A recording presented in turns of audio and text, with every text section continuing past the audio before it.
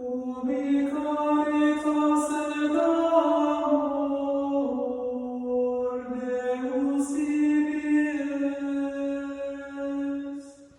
À ceci, tous reconnaîtront que vous êtes mes disciples, si vous avez de l'amour les uns envers les autres.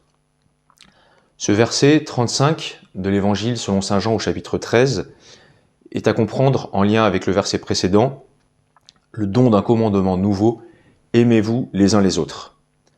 Mais la singularité du verset 35 repose sur ces mots, à ceci ou c'est à cela selon les traductions, tous reconnaîtront que vous êtes mes disciples.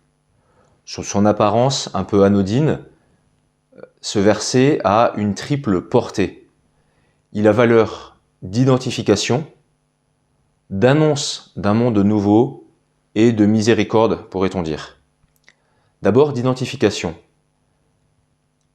À cette époque, toutes les écoles spirituelles ont leurs signes distinctifs. Par exemple, les pharisiens qui portent des vêtements particuliers, les disciples de Jean, par exemple, qui eux se faisaient reconnaître au fait de baptiser. Eh bien, Jésus demande une chose un petit peu originale, du coup, de témoigner de ce lien spirituel par l'amour mutuel. Ça, c'est le premier point. Le deuxième point, c'est l'annonce, la deuxième portée, c'est l'annonce d'un monde nouveau.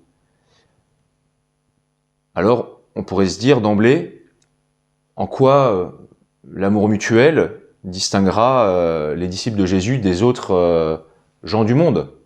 Les autres gens du monde qui s'aiment, voilà, peuvent être aussi un témoignage. Est-ce que le témoignage pourrait pas être faussé? Et Jésus précise que ce témoignage vraiment sera singulier, à condition qu'il soit constant, qu'il soit véridique, parce que au milieu des haines et des rivalités que porte le monde, eh bien cet amour mutuel rayonnera. Et de fait, l'Église s'est distinguée très vite par la jeune communauté chrétienne, par cette charité. Au point même que Benoît XVI rapporte dans son encyclique Dieu est amour, que l'empereur Valérien lui-même, qui vouait une haine aux chrétiens, avait néanmoins identifié cet aspect de charité vivante. Ça, c'est le deuxième aspect. Cette charité annonce un monde nouveau, c'est-à-dire que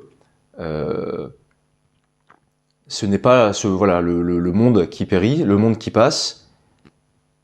Nous voyons bien que si les disciples de Jésus n'agissent pas comme les autres gens du monde et ne sont pas mus par la chair, eh bien c'est qu'ils sont mus par autre chose, en l'occurrence par l'esprit.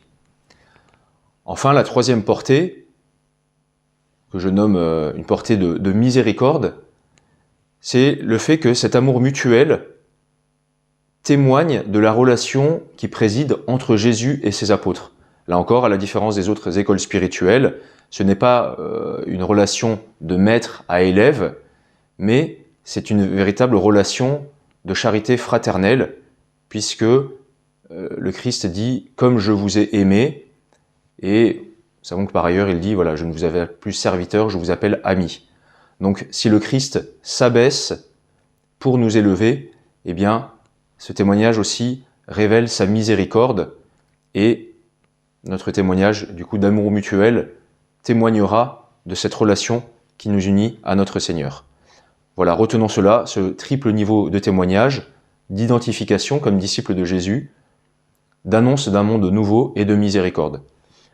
En ce jour, demandons donc à Dieu de nous aider à nous aimer les uns les autres, comme il nous le demande, comme il le désire. Saint Carême, et que Dieu vous bénisse.